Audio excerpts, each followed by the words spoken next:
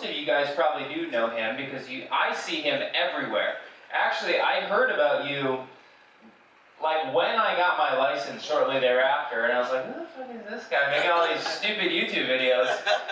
But here we are. And so Jeremy, he's a real estate agent. He's also done lending. He's an investor, entrepreneur. He does a lot of hats, wears a lot of hats, and almost all, exclusively all of his business comes from social media. And that's why we've asked him to share how he's built what he has built, how he generates leads, where the ideas come from, and why does he do it in the first place. So today, everybody, I'm going to have you pull out your packets. We try to make these a little bit more interactive for those of you that haven't been here before. Packets of pens, packets of pens. And on just the first page, write, on a scale of 1 to 10, how well established is your social media right now? Like, where is it? 1 out of 10. And then front table, what do you guys think up here? I see you smiling. 2, okay? I'm going to be a 2. Okay, what would it take to make it a 10? I need to be more involved on it. And More involved? be actively interacting with it and producing content. Okay, make more content. Start. Awesome. What else? What do you think, Aaron? Where are you at right now? 4. 4? I need to drive more followers, get more followers. Okay. And focus a little bit more on video. Okay, okay. Would it be surprised you to hear this answer? Jeremy, what would you say your social media is at, 1 out of 10? In my standards, probably like an 8. An 8? Yeah. Alright, so I'm going to give the mic to Jeremy. First, we're going to have him share how he's built what he's built, where did the ideas come from, and then why do it in the first place rather than cold calling, door knocking, networking, mailers. I mean, there's a lot of ways to generate business. Why did you choose this one? Cool. First of all, thank you, Devin, for having me here. It's such a great opportunity to speak to all you folks at a really beautiful place. Before we get into that, I just want to show of hands who's been in the real estate business more than 5 years. Just want to get a context. Okay, cool. Who's been in maybe like 2 years or less? Cool, okay. Some branding, all right. And then who's been like 5 or more? All right, cool. All right, nice. Well, good to see that we have all types of experience levels here. So I guess the first question is, why did I choose social media? Well, I think as a new real estate agent, a lot of the advice that older real estate agents give us is you don't know what you don't know, so you have to try everything and anything. So for me, when I first joined, I joined Locations. That was the first company I joined, and they said do open house. Your first clients are going to come from open house. That was probably 5-6 years ago. I've had 0 clients from open house. I don't know if it's because I look like some young Filipino kid that you can't trust, but it just never worked out for me. And then I tried cold calling, I tried door knocking, I tried giving malasadas to everyone I know. Some success here, but not really. And they say to try everything, and I tried that. And then something that I always liked doing was social media. A little context behind me and some background is that in college, I was a frat boy and a DJ, and our goal in college was not to get good grades, but to have the biggest, wildest parties. And in order to do that, we needed to spread the word, spread the hype, spread the excitement. Little did I know, I didn't know back then, but that's called marketing. So I literally blasted on my Facebook, on my Instagram, and we made cool videos making us look cool, saying, oh, we throw the wildest parties, you gotta come. And then obviously we'd charge like an entrance fee, and that's how the fraternity made money, and that's how the fraternity recruited people to join the fraternity. So I kind of already knew that, okay, social media is important to gain followers or gain members or get the hype, aka marketing. So when I started getting into real estate, I was like, how can I get more clients? How can I generate leads? So I was like, let me use social media. I didn't know at the time that, okay, this is my bread and butter, but I just did what I was familiar with. So number one thing with entrepreneurship, being a real estate agent, is work with what you got. I didn't have, great open house skills. I didn't have great connections at the time. All I knew was I'm good at posting social media, entertaining, making people laugh, and then also getting eyeballs on me. So that's the thing that I love about social media is that if you go to an open house, you maybe, at a good day, maybe meet like 5 to 10 people that are unrepresented.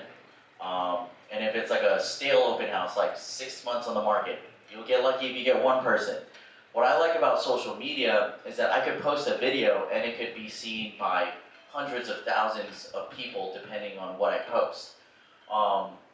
And early in my career, I was doing the open house, I was doing cold calling, I was doing door knocking, and then I got some sales with the social media, and I looked back, I was like, all right, where are my leads coming from? Where are my sales coming from? 2018, I sold like 3 homes, only made like $20,000. I was so proud of it, but I was like, all right, where did these guys come from? Oh my gosh, it was one of my friends from high school who I stayed in touch with through social media. It was another person, it was a referral from one of my good friends who we kept in touch with social media. And the third one was a friend from college who we kept in touch with social media. So I was like, all right, I am gonna put more effort into social media. I'm gonna put less effort into open house, cold calling, door knocking. Why? Because that did not work. So it doesn't make sense to do more things that don't work. I'm gonna do more things that do work.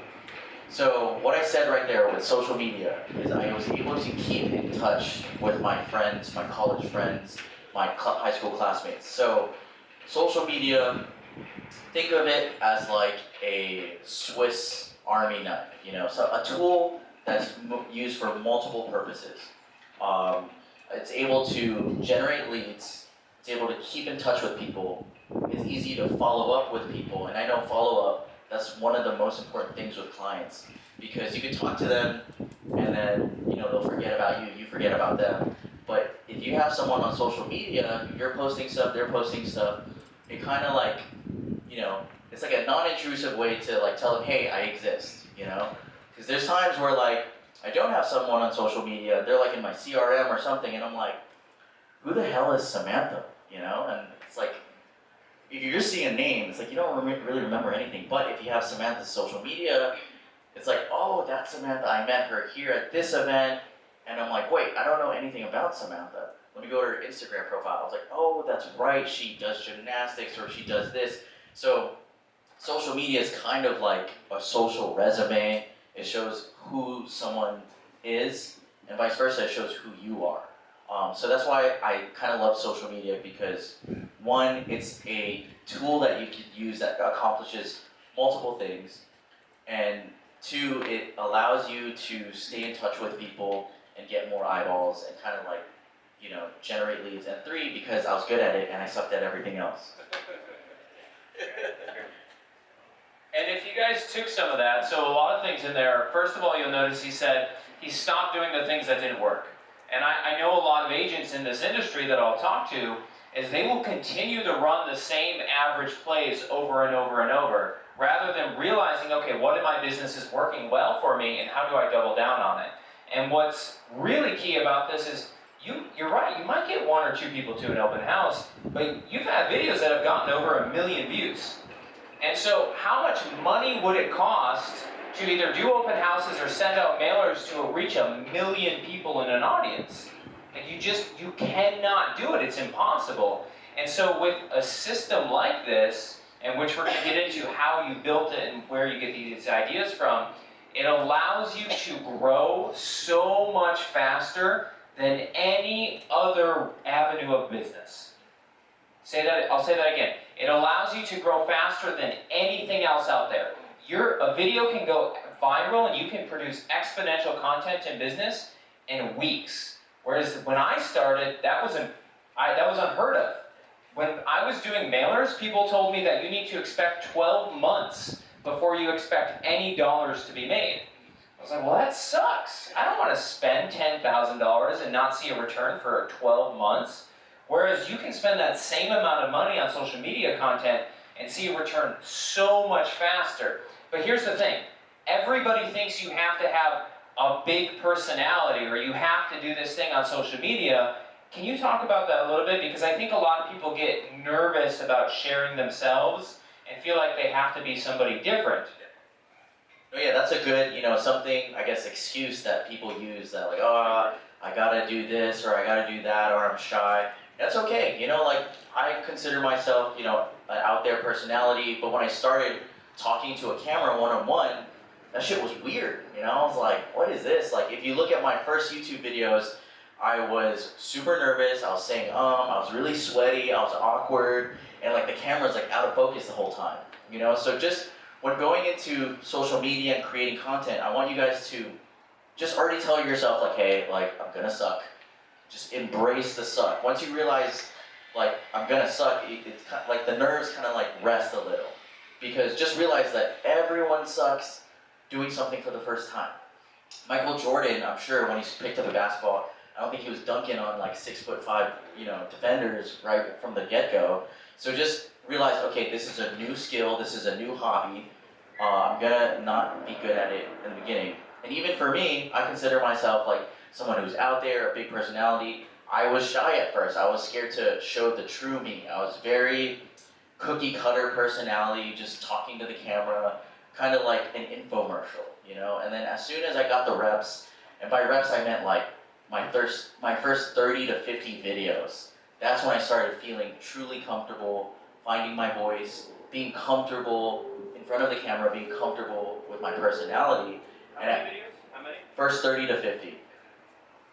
Okay, so it took you 30 to 50 to even start being comfortable on camera. And I'm like a... Right. If it took 50 reps, 50 tries, how many of you even haven't made it past the first 5 or 6? But Jeremy's saying it's going to take 50 to even get halfway decent at this. So my question is, are you even giving yourself a chance by giving up so early? Okay, and then maybe touch on how long it took before you started to, obviously sales take longer because we have a long sales cycle in this industry. How long until you started seeing views, comments, engagement, and then tell me about the time where somebody outside of your sphere recognized you. Oh yeah. So I began posting videos probably in 2020. Literally when the lockdown happened, I just bought a condo, my first mortgage, and then the next week, real estate shuts down. I'm like, oh my gosh, like, what did I get myself into? And we could not go anywhere. I mean, most people couldn't, but realtors, thank God, we could, you know, go to showings. We're essential. So I thought, okay, I gotta find a way to get in front of people's faces or get more eyeballs on me. What could I do? And still, again, I was still shy in front of the camera. I didn't know what I was doing. So literally, all I did was took my iPhone. I didn't have a special DSLR and just did walkthrough videos. I just did a showing and just walked through the whole entire house. And then while I was doing that, I didn't know what I was saying during the video. So what I ended up doing is I just made a video, muted myself, put some nice Hawaiian music on, and then just narrated what I was seeing. And I did that because like I'd mess up multiple times and just re-record it. It's really simple, and that's kind of how I got started.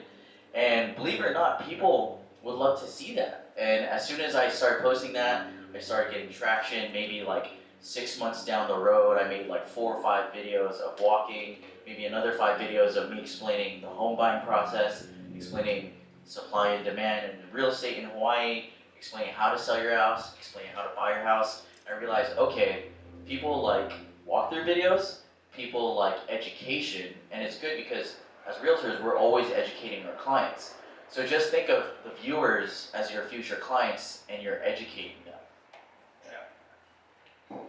And so could everybody go to the target audience on the second page? That was a perfect segue. So right on that back, right, who do you want your audience to be? Of course, we're here because you want to start growing your channel and start generating content and generating leads or meeting other agents or whatever it is. But there has to be a purpose. And I think a lot of people really get confused that social media is, they'll say algorithm and all these things and audience, but really it's just people. So who are the people that you want your content to engage with? And take a second to write that down. It could be age, it could be demographics, military is a great one. It could be first-time home buyers. I mean, it could be part of the yacht club community. It really doesn't matter. Find a niche and try to find a small one. Don't say the island of Oahu. It's too big. Like really try and find a group of people, less than 10 or 15,000 people. That's a good one. What he just said is just don't think about just Oahu. And the reason why I'm pointing that out is because one of my first clients that came from social media was someone from New Jersey. She bought a condo here in Hawaii, $785, all cash, sight unseen.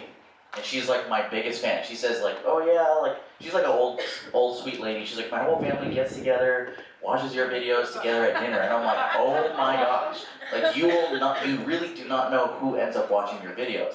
So don't just focus on Oahu. Just go with the expectation. Film your videos and educate the content as if you're educating the world, but expect no one to see it. I want you guys to think of it like that. Make it as if you're educating the world, but expect no one to see it. I say expect no one to see it because in the beginning, when you post a video on social media, not much people are going to see it, but also you have that kind of sense of like, oh, I'm nervous, like the whole world is watching. But just make it as if like no one's watching and just be yourself. That's like kind of like a mind hack that I tell myself, like, no one's going to see this, like let me just be how I am. Go ahead. Yeah, Q&A. What is your view on posting junk content? You know, like when you suck in the first like 30 to 50, do you still post it? I love that. Like, he asked, what is your thoughts on posting junk content, as in the beginning? Like, yeah, post it, because when you post it, that's activity. You know, when, if someone, like, sometimes I get salespeople calling me, like, trying to market themselves with whatever services. I'm like, oh, do you have Instagram? I look at their Instagram company, it's like dead. One post, you know? I'd rather see someone posting consistently, because that shows me it's like, oh, this person is taking their job seriously. They're posting consistently and they're active. Versus someone who's posted one time 2 years ago. What does that tell me? That means this is kind of like not serious for them. Are they even still active, you know?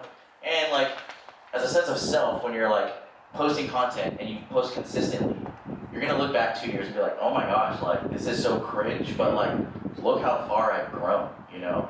And then you look at that, and then you look at what you, like I still look back at what I made like 2-3 years ago, and I was like, oh my gosh, that's so cringy. Even my thumbnails is so like, what was I thinking? But now I compare it to my videos now, I'm like, wow, like that's so awesome. And when there's other viewers looking at your past videos, they'll be like, wow, one, this person's consistent. Two, look how much this person has grown. I remember the other day, someone watched one of my videos from 3 years ago.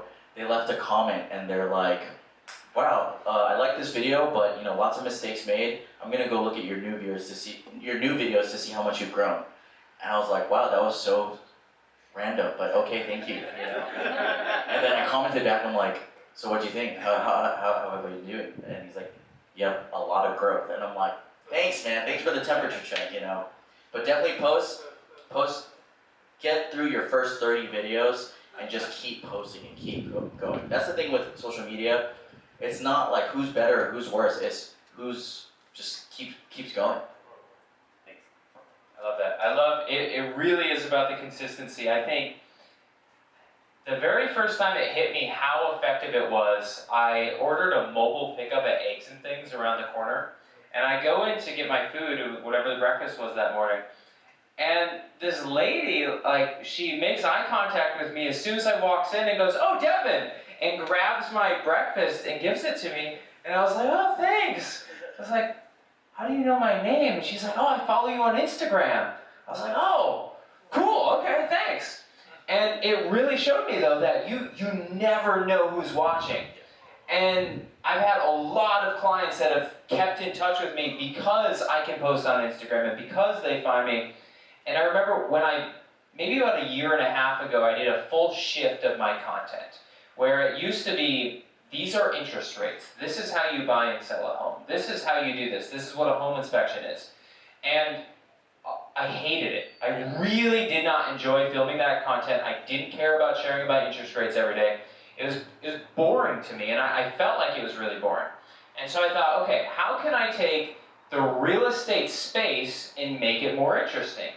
And so I had the idea of, well, what if I go into houses and comment or narrate about them? And then what if I find the most expensive houses in Hawaii? And then someone was like, well, can you do the most expensive house in California? And so then I started doing the most expensive houses in every state, and I'll narrate them and share what I think about it. And then eventually I started doing the most expensive houses in every country, and then everybody's like, oh, can you do this country? Do Bhutan, do Pakistan. Like, everybody was really, really engaging. And from that, I had more ideas. We went on Zillow, and I found the creepiest Zillow listings for sale. And it became this kind of like treadmill of really good, fun, interesting content. And to me, I can easily show up and record 5 or 6 videos in a couple hours about Zillow homes in other countries versus sharing about interest rates or even how to buy a home. That content you have to pre-produce, meaning you have to sit down, you have to write a script, you have to prepare it, you have to make sure factually it's correct, but just sharing entertaining style content, it's a lot easier. And so something that I would challenge you to really keep in mind, most of the content I see from agents are what I refer to as selling content. So you have 3 types of content. You have entertaining content, you have educational content, and then you have selling content. And so entertaining that's all it is. You're here to showcase something interesting about an interesting thing. A video walkthrough about a $25 million home is mostly just entertaining because most people aren't going to be able to buy it. It's just most of our clients don't have 25 million cash sitting in the bank.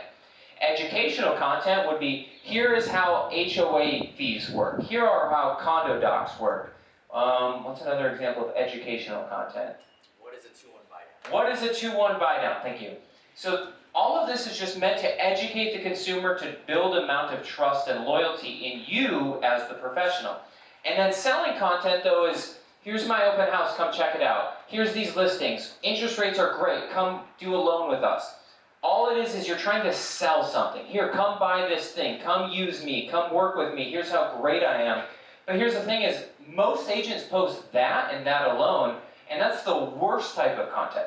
Because I, as a consumer, am never going to take that post that Jeremy said, I'm the best agent because of these reasons, and share it with my friends. But I might share something that's educational, and I'll definitely share something that's entertaining. So as you start thinking about your content and what you are going to create, think to yourself, why would somebody share this? Like, what benefit is it to them? Is it interesting enough for you to take this and share it over? But if you're just sharing that you're at an open house today, there's really no reason for somebody to share unless it is something that's so amazing and a beautiful listing that is worth people's attention. Make sense?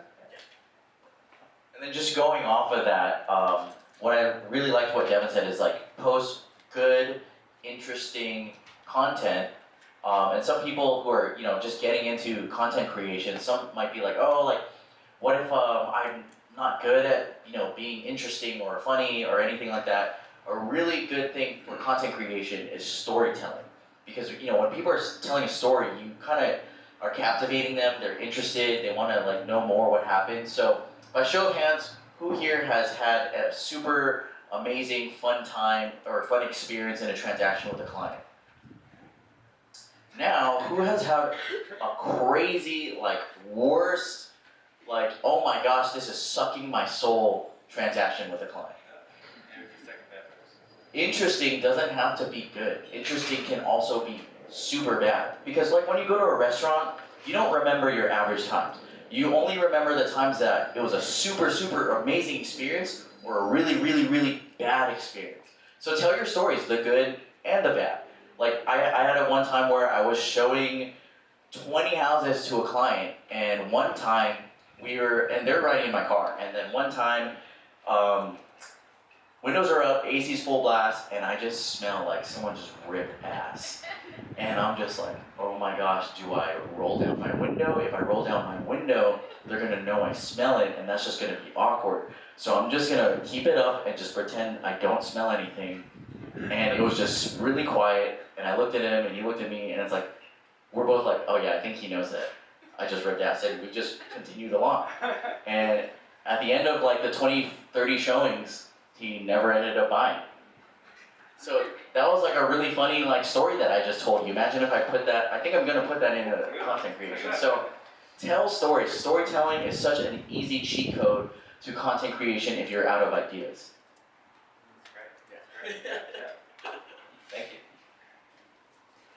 I have a question.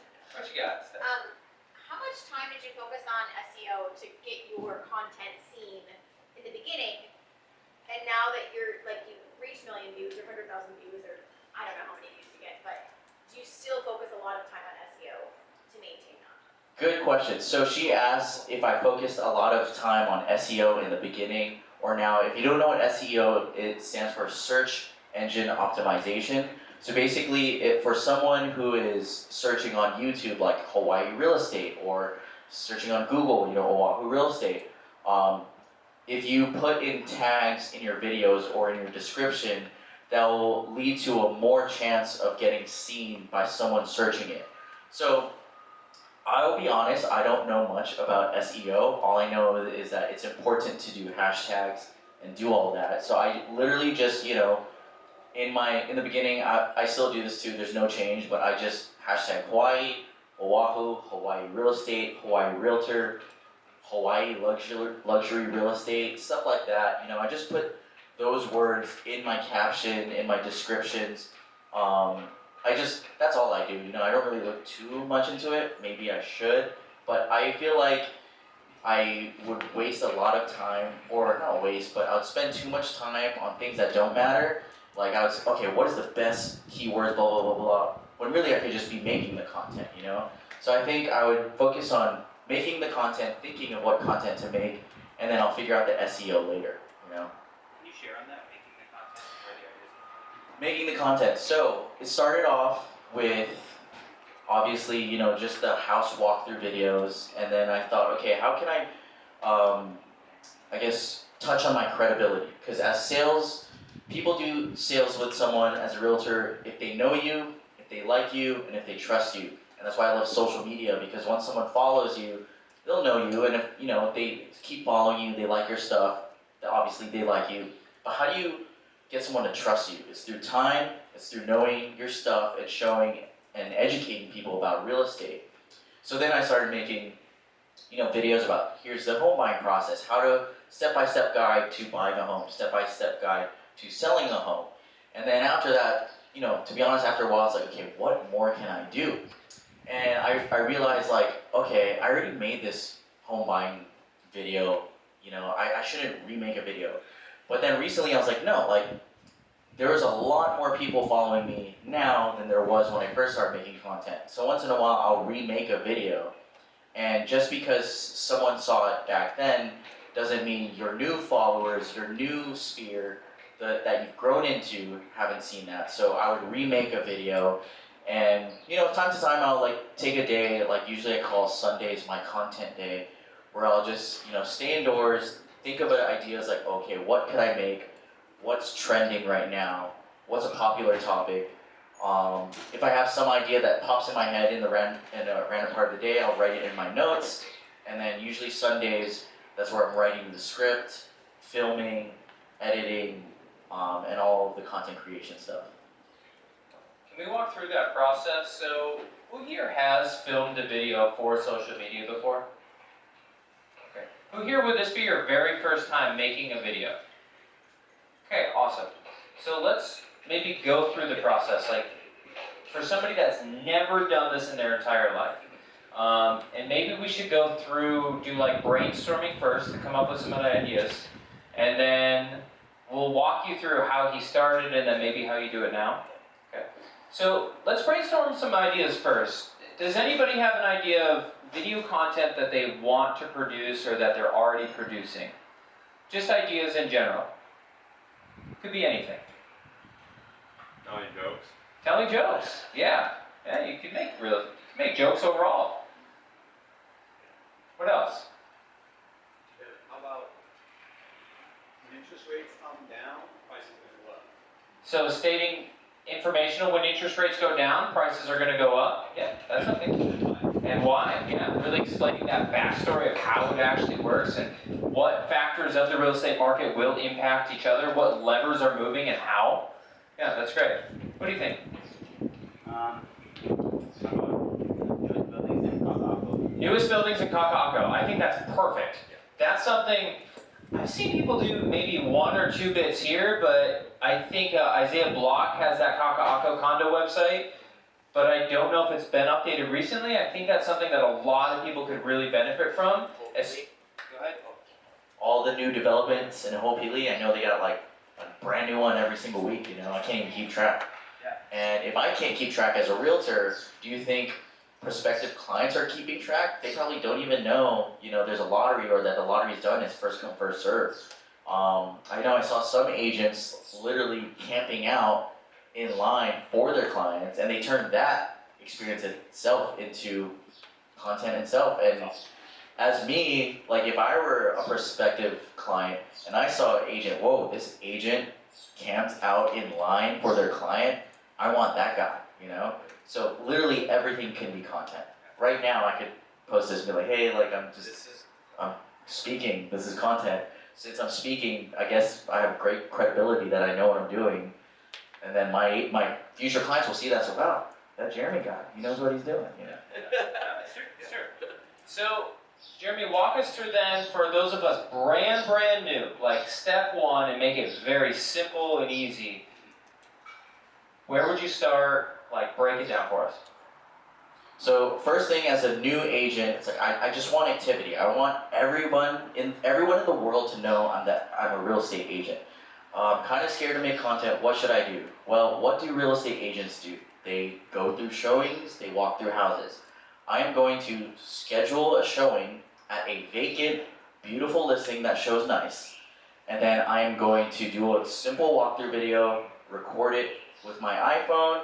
Maybe do a little narration of what I'm seeing, and then after that, if you're feeling really brave, you could turn the camera on you, explain where this listing is, what neighborhood, the median price of homes in this neighborhood, the last 3 comps that sold in this neighborhood, and then right at the end, be like, hey, if you're interested, give me a call and blah, blah, blah, blah, blah. And then on the flip side of that, remember, interesting doesn't have to be good. You could go to a totally beat up listing and film in that as well, because that will equally get people's attention. And do the exact same thing, like, hey, this single family home, the roof's gone, I see termites everywhere, I think I smell cat piss, give me a call if you're interested. Who's gonna buy that? Investors are gonna buy that. So you really never know. You wanna keep things interesting, fresh, and if you look at a listing and you're like, wow, in a good way or bad way, maybe that's something you should do content on. And then where would you post it? So you have a video, you've recorded it. How would you do a narration? Like, what apps do you use to do this? So right now, I think I use all apps, honestly. So I use Instagram, Facebook, YouTube, TikTok, Twitter, and everything. But for someone just starting, I'd say Instagram and Facebook is a great way to start. And I usually edit them on the Instagram app, and then I can post it there, or on the TikTok app, and you can just do a simple narration. And literally you're just narrating what you see. It's like, okay, here we are in this 3-bedroom, 1-bath. It's beautiful, nice, look at the staging. Oh wow, live, laugh, love. Oh my gosh, that's my favorite piece of staging. As you can see here in the bathroom, this is newly renovated. Like, you're literally just narrating what you see. And then after that, you'd be like, well, if anyone's interested, this is a $400,000 purchase in Salt Lake. Contact me if you have any interest. Let me know what you liked about this home in the comments. Stuff like that. Yeah. So when you're looking at like random. Here, 1 second. Okay, so my question is, when you're looking at random units, do you contact the listing agent to let them know that you're going to do a video of their listing? Yes, that's always a great courtesy, because some agents are kind of sensitive to that, but I would say 95% of most agents would definitely love you to do that, because essentially that's free marketing for them. If I had everyone in this room did a video about my listing. Essentially, that's like 50 free pieces of marketing. But it's always good to be courteous and tell them like, hey, is it cool if I record this while I'm on my showing? Most of the time they'll say yeah. Jeremy, anything else to add for people that are looking to break into this niche, or just general tips overall around anything that could help them maybe from start to finish, advanced or novice? So usually in the beginning, your number one question is like, what do I talk about? So I want you guys to go on YouTube and Instagram and look at all the realtor content creators that you can think of. Doesn't have to be near Devon, it can be people in the mainland, New York. One of my favorites like Ryan Serhan, Josh Flagg, and YouTubers would be like Meet Kevin, Graham Stephan. Those were people who are realtors or any realtors. Go on their page, look at what has the most views, what kind of video, and just replicate that in Hawaii style, or in terms of the Hawaii market and in your style. I know sometimes when I don't have any ideas, I'll go to someone's other YouTube page, and it's like, okay, what's popping for them? And then I take, if it's like it's about, a 2-1 buy down or how to buy real estate, maybe you should take their video, watch it, see what they talk about, and don't copy word for word, but make it into your own voice, your own style, and then do that. Thank you. All right, let's open it up for questions for Jeremy. Anything you think, Jeremiah, what do you got? So I feel like there's like a big difference from when you're starting out to where you are now for trying to connect with other influencers, content creators, and where do you find yourself starting out? Like, do you think you should always be trying to outreach and say, let's pair up, or do you think that you should build your own brand first? Great question. So he's asking like, in the beginning, should you try to pair up with other people or should you build your own brand first? I wouldn't say one or the other. I would just do both, because essentially as you're posting content, you're kind of finding yourself, you're kind of finding your voice, you're building your brand as you do it. I know there's this one random YouTuber who literally goes to like all the rich cars and was like, hey, what do you do for a living? Yeah. And that's how he built his brand. It has nothing to do with him, but that's how he built his social media. So one thing you can do is, do collabs with other, content creators, and maybe find someone who's done something really like a big accomplishment. You can interview them, maybe do a podcast, do a YouTube interview, and then also do videos about yourself, do walkthroughs and stuff like that. Essentially, don't really worry about this or that, just focus on doing, if that makes sense. What else? Any other questions for Jeremy? Yeah. Do you separate your personal versus business? Great question. Great question. She asked do you separate your personal and your business? In the beginning, after I was a frat boy DJ coming out of college, I was super insecure because I posted things on my Instagram that a frat boy DJ would. And I was like, okay, I do not want the professional Hawaii world to see this. I made a separate one, and I had, my DJ name at the time was Dirty Germs, and I had my realtor page. My realtor page just consisted of houses, the median price of homes in Hawaii, interest rates, aka boring stuff, aka things that every single other realtor page is posting. So on the consumer side, you always gotta think, if I'm a client, future client, and I'm looking at realtors' Instagram, I don't want to see the same single graphic from HBR about the median price of homes. I want someone who's unique, who's different, and all of that. But I was posting, personal stuff, realtor stuff, and I noticed that all my sales were coming from my personal Instagram, from the Dirty Germs. And on the Dirty Germs, I post stuff, everything about me. I post what I'm doing on the weekend, maybe if I'm partying or if I'm going on a hike, and also real estate, because real estate is me. And what I found was that people gravitated towards the personal Instagram because what they were seeing was everything about me, my hobbies, my personality, and that's how you connect with people. Because in sales, it's a people business. The way you get more sales is you connect with people. How do you connect with people? Maybe you have things in common like hobbies. maybe you have the same interests. I love posting about sports because it gets people to react, whether good or bad. Like the Celtics just won Game 7, I posted it. Oh yeah, hell yeah. And I had haters. They're like, oh, screw the Celtics, Heat are gonna beat you, blah blah blah blah. And then I had like lovers. They're like, yeah, Celtics, go go go. Either way, it starts a conversation. And the conversation, this is where you as a realtor gotta find a way to turn it into real estate. You know, usually you never know who's into sports. And if it's like an old friend that replies to it, I always try to turn it into like, oh, how have you been? How's everything going? How's the family? And eventually they'll say, oh, how about you? I'm like, oh, good, real estate, blah, blah, blah. And most of the time, I would say like 85% of the time, they'll be like, how's the market? And then I was like, oh, that's my favorite question, because I start educating them. And eventually, it naturally turns into a real estate conversation.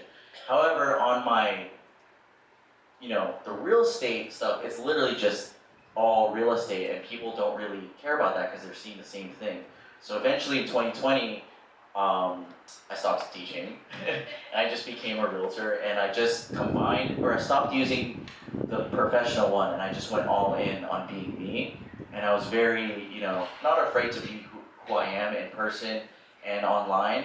And eventually that just took off, and people loved my personality because they connected with me. Does every single person love my personality?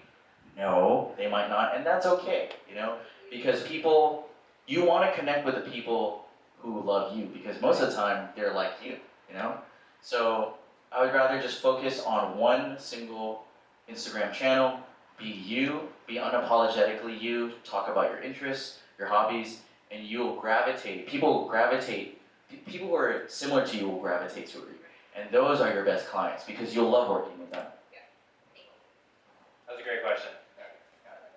What do you got?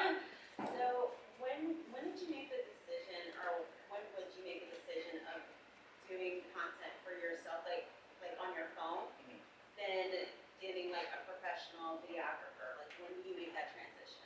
So when would you make the transition from self-producing your content to hiring out your content? I would say when I first started, it was all on the phone.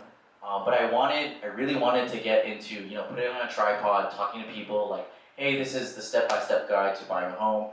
I just bought a cheap DSLR. It was probably like $800 and just had it there. Probably like 2 years later, that's when I started hiring editors. I would always edit it myself, but that's very time consuming. But it's also budget friendly. So in the beginning, oh my gosh, it took me 3 days to make a 4-minute video. But eventually I kept doing it, and it got quicker. It only took me 1 day. And then after a while, I was like, I want to produce more. So then I started hiring editors and all of that. But if you're just starting new, I would just say buy a GoPro. GoPro is super cheap, and it's great quality, and it's good for walkthrough videos, and you can also change the settings where you could put it on a tripod and talk to it yourself, and it has a great mic. That's one thing too that people often overlook, is like they're worried about the video quality, but things they overlook is the sound quality. So if you get a GoPro, it has a built-in mic, so if they can hear you correctly, most of the time they'll stay longer to watch what you're posting. Someone told me that people will tolerate poor video quality, but people won't tolerate poor audio quality. So if you go to a video and it's just shh, you're gonna skip it. But if the video's a little blurry but it sounds fine, you might still watch it. So great question.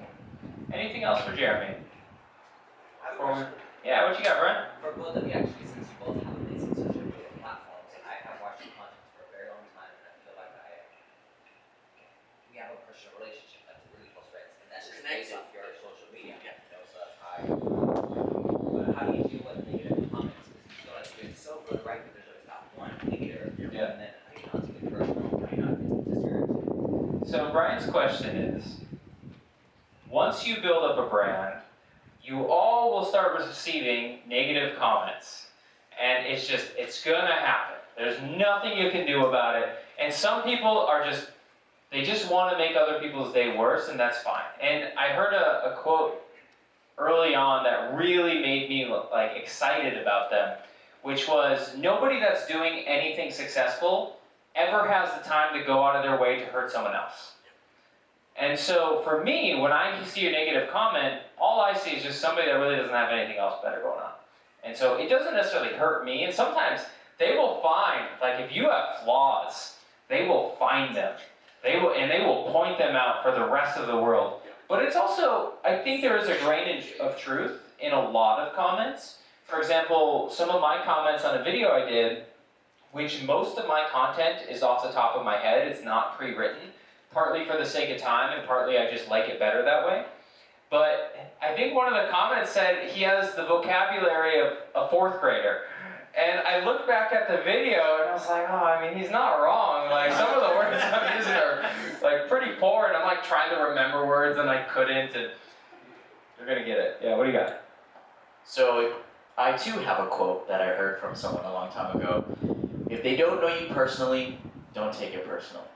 And 2 is, if there's someone who is doing better than you will usually never talk shit about you. So if these people are talking crap about you, chances are you're ahead of them, you know?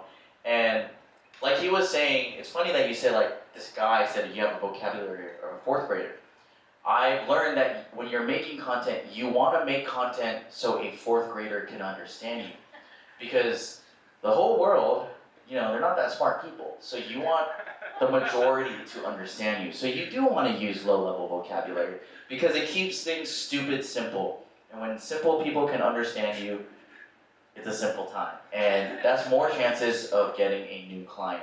So for me, even early on when I made my first walkthrough videos and I talked about the price, I was getting so many haters from people who lived in Texas. And they're like, oh my God, what I could get in Texas, blah, blah, blah, you're an idiot. And like, I honestly have fun with them. I like to be super sarcastic and reply to them. And I'm like, well, you know, does Texas have this nice beach? You know, is Texas like this all year round?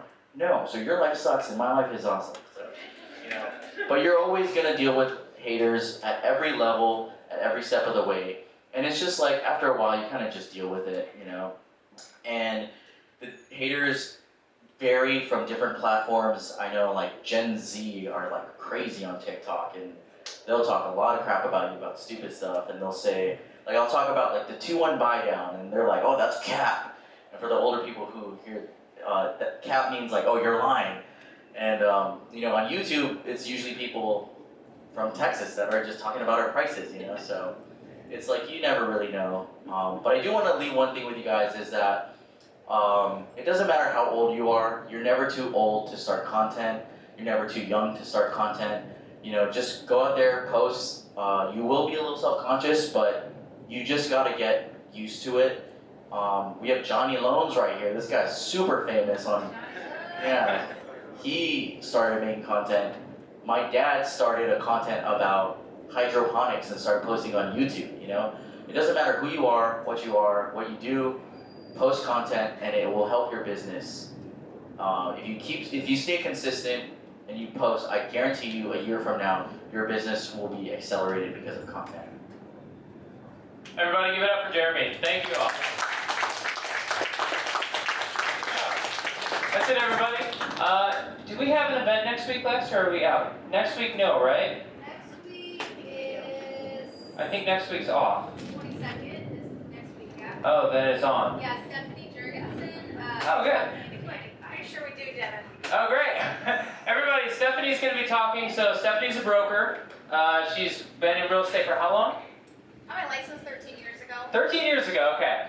So she's going to be sharing her buyer process, how she takes a buyer from start to finish, and making sure that the buyers themselves are excited and still happy to send referrals, but also making sure that they're really well taken care of.